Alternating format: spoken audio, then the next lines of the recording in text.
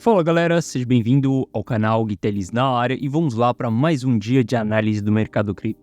Olha só, hoje eu vou te mostrar como que a fábrica de marionetes ela age ao longo de um bull market, beleza? A gente vai olhar exatamente para algumas notícias que estão saindo na mídia nesse momento e como isso influencia na sua tomada de decisão como um investidor maduro. Bom, se você não for inscrito no canal, considere se inscrever, aqui eu trago mega conteúdo todos os dias da semana, principalmente quando eu falo sobre análise on-chain. E caso esse conteúdo venha fazer sentido para você, deixe seu like para dar aquela força pro canal, para mostrar que o conteúdo está sendo relevante, beleza?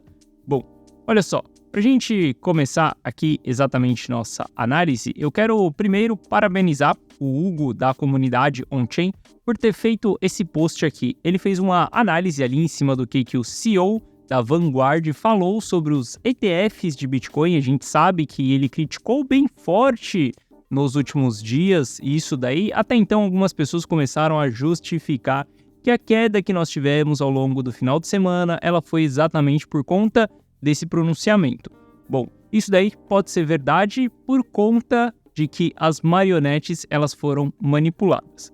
Olha só, o que o Hugo postou aqui é exatamente essa matéria aqui, onde o CEO da Vanguard, ele fala que Bitcoin não é uma reserva de valor, que é por conta disso que eles não têm ETF, que eles não querem entrar nessa categoria.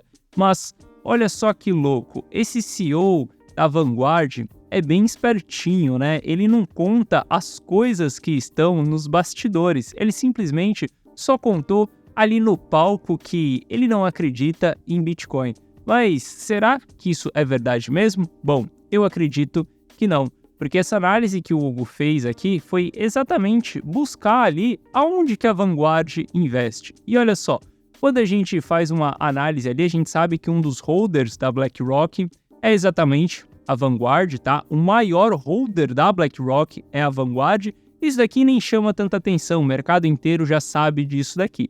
Só que teve uma parada que o Hugo apresentou e que eu fiquei surpreso e perplexo em ver isso daqui, é que o CEO da Vanguard, ele também é holder da MicroStrategy. Olha só, a gente está falando que a MicroStrategy está transformando o caixa dela todo em Bitcoin, que a empresa está sendo vista por conta disso, e eles também são os maiores holders dessa empresa. E se a gente continuar cavando as informações ali, indo um pouco mais a fundo para entender, a gente vai ver que eles são os maiores holders exatamente da Marathon. A Marathon é a maior empresa de mineração de Bitcoin aqui dos Estados Unidos. É a empresa que está com capital aberto na bolsa, a gente tem outras mineradoras também, mas a Marathon é a maior empresa de mineração de Bitcoin. Olha só, que louco. A Vanguard não acredita no Bitcoin, mas eles estão investindo em empresas betas do Bitcoin, empresas que o seu faturamento depende da performance do Bitcoin? Como assim, cara? Tem algo meio estranho nessa parada. E se a gente continuar cavando, e cara, esse buraco aqui, ele deve ser igual a toca do coelho de Alice no País das Maravilhas, que é exatamente quando você entra ali, cara, tem tanta informação que o negócio não para de acontecer. Obviamente, a gente não ficou horas na frente do computador cavando tudo isso para ir buscar até onde a Vanguard está investida, mas quando eu cheguei ali olhando os posts ali exatamente do Hugo, tá? Isso daqui não é uma análise minha, tá, galera? O mérito, tudo disso daqui é do Hugo de dentro da comunidade on-chain. Só estou compartilhando com vocês. E olha só, quando a gente cava mais um pouquinho ali, a gente olha para a Coinbase, que tem capital aberto também, a bolsa aqui dos Estados Unidos. E quem que é o maior holder? Exatamente a Vanguard. Ou seja, a Vanguard, ela tá mais do que exposta em Bitcoin. E olha que louco. Ela não quer fornecer Bitcoin para os seus clientes, porque o ETF não é comprar Bitcoin para a Vanguard. Vender os ETFs é exatamente vender o Bitcoin para os seus clientes. E quando a Vanguard ela detém parte dessas empresas, a gente está falando que diretamente a Vanguard ela depende da performance do Bitcoin para ela poder fazer lucro com essas empresas. É isso mesmo, galera. Isso que eu quero mostrar para vocês aqui é um pouco de como funciona a fábrica de marionetes. Tudo que sai na mídia, tudo que sai no jornal, qualquer matéria que você vê diante da sua frente, ela é uma matéria manipulada. ela é uma matéria que está tentando desviar o seu foco, desviar a sua atenção. Seja com essa matéria da Vanguard, onde o CEO fala que ele não quer Bitcoin nesse momento, provavelmente eles estão adquirindo mais posições dessas empresas, provavelmente eles estão olhando para as novas empresas no setor, enquanto isso as pessoas acabam panicando, as marionetes acabam panicando. E não só esse tipo de notícia aqui, né, quando a gente tem na mídia essas coisas acontecendo, eu acho engraçado que essas coisas negativas, elas sempre saem quando o mercado está caindo. Obviamente, o jornal ali, ele quer trazer tração, né? E a gente também tem as notícias positivas quando o mercado está subindo. Então, esse tipo de notícia aqui que você vai ver ao longo do bull market também é um tipo de notícia de manipulação de marionetes. Olha só, ETF dos bitcoins estão sugando 10 vezes mais bitcoins do que os mineradores podem produzir. E isso daqui é verdade, eles estão comprando mais do que os mineradores conseguem produzir. Mas eu não sei se você sabe, a gente negocia por dia mais do que os mineradores produzem. Isso daí já é uma coisa normal que acontece em todos os dias do Bitcoin. Só que exatamente esse tipo de notícia vai colocar na cabeça do novato, da marionete, da sardinha, de que, cara, a alta vai ser infinita porque os caras estão comprando sem dó. Eles estão causando pressão de compra? Sim, eles estão causando pressão de compra. A gente está vendo que os ETFs estão causando pressão de compra, mas ao mesmo tempo que eles estão comprando 10 vezes mais do que os mineradores conseguem produzir, por exemplo, hoje a gente produz 900 bitcoins por dia, a gente está falando que os investidores de longo prazo estão vendendo 421 milhões por dia, enquanto os mineradores produzem 900 bitcoins por dia.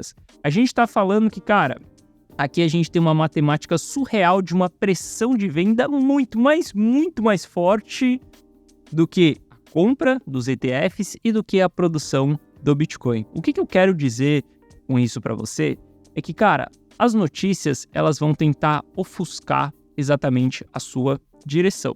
Se você quiser ser um investidor mais maduro, não vai ser através das notícias que você vai conseguir ser esse investidor. Não vai ser através de uma linhazinha no price action que você vai conseguir isso, ou através do indicador milagroso que, cara, quando fizer esse cruzamento é compra e quando fizer esse cruzamento é venda.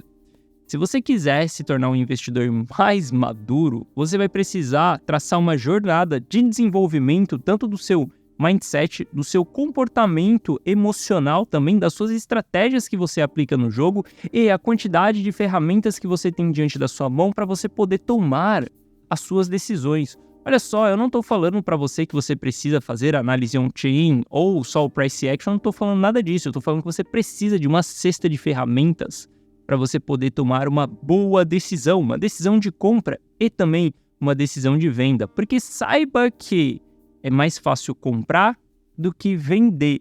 E muitas pessoas elas ficam presas no topo do mercado. Tudo isso daqui eu tô dedicando esses minutos do vídeo falando isso daqui para você, porque, cara, eu quero preparar a sua mente. Eu quero que você esteja preparado para a formação de topo do Bitcoin. A formação de topo já aconteceu? É os 72 mil dólares? Não, não é os 72 mil dólares. A formação de topo ela vai acontecer em 2025? Não, ela não vai acontecer em 2025. A formação de topo ela vai acontecer em 2024 ainda. E eu estou aqui tentando preparar o seu mindset exatamente para essa formação de topo.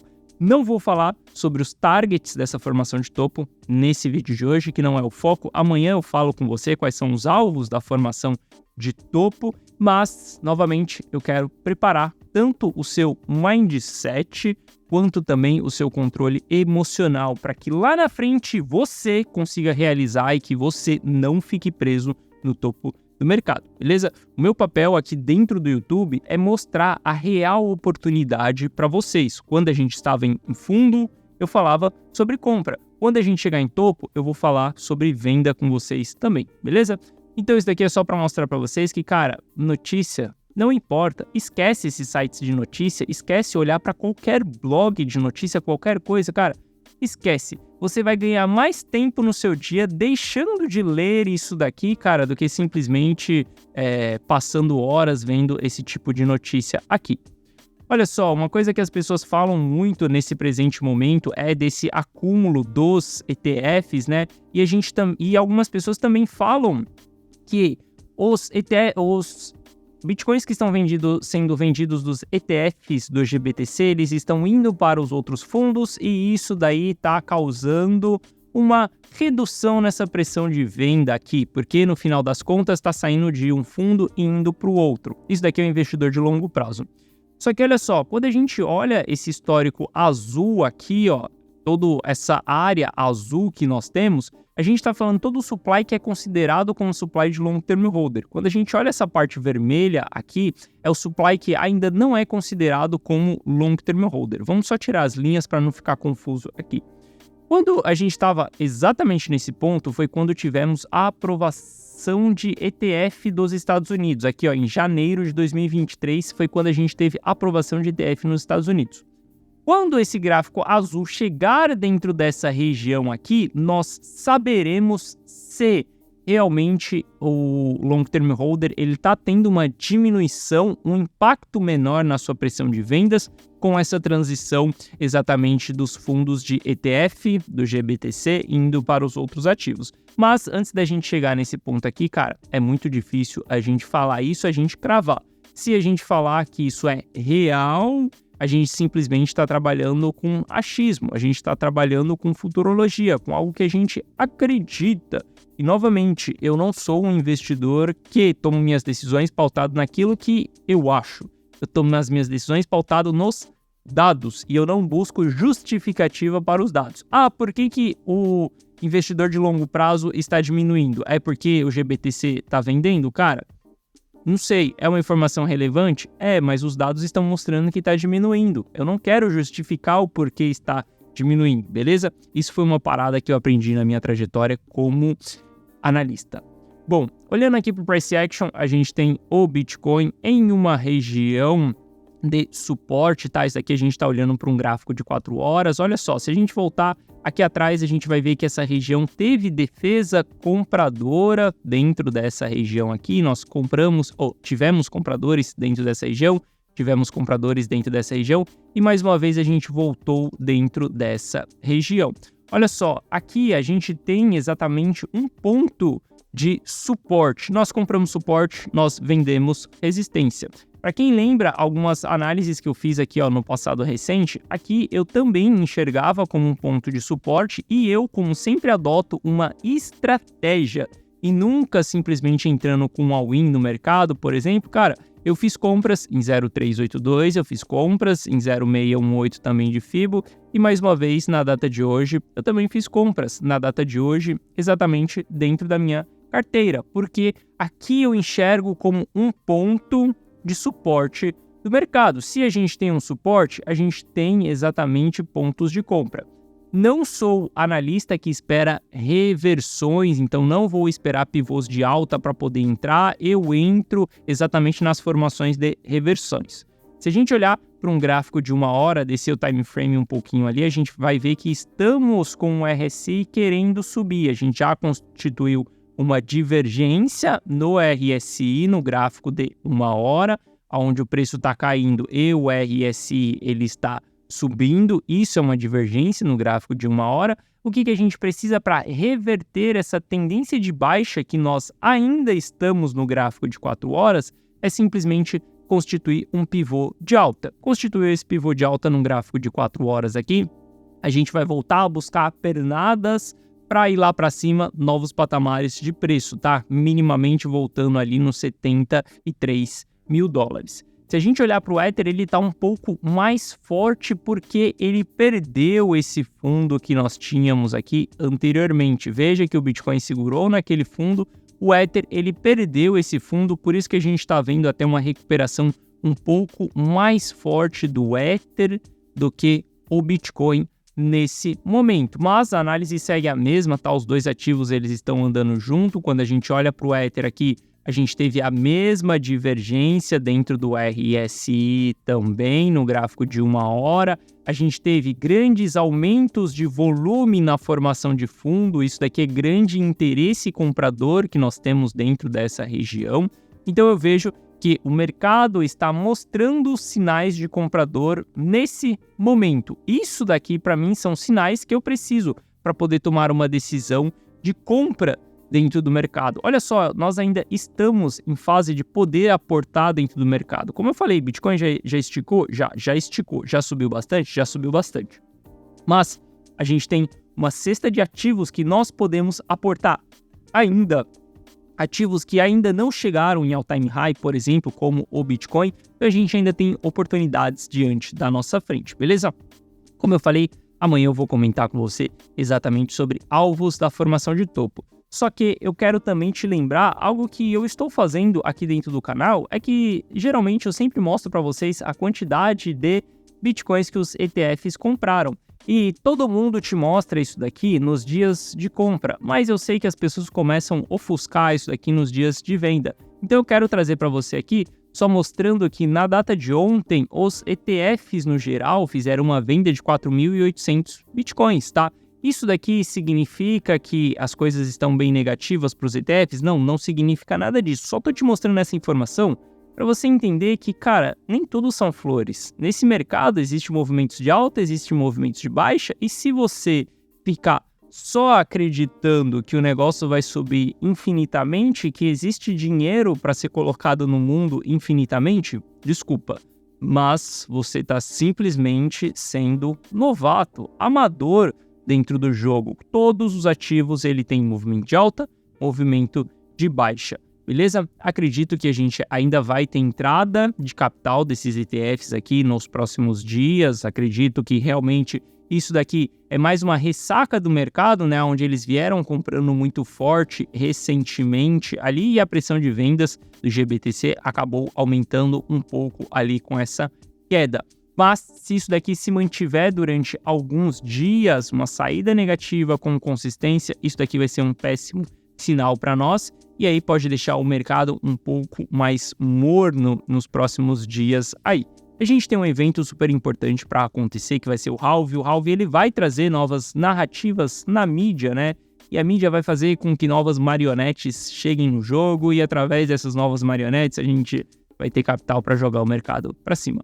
Como eu falei, não acredito ainda que a gente chegou no topo do mercado, mas nós chegaremos em 2024. Amanhã eu vou falar com você exatamente quais são os alvos e qual que é o meu planejamento exatamente para isso, beleza?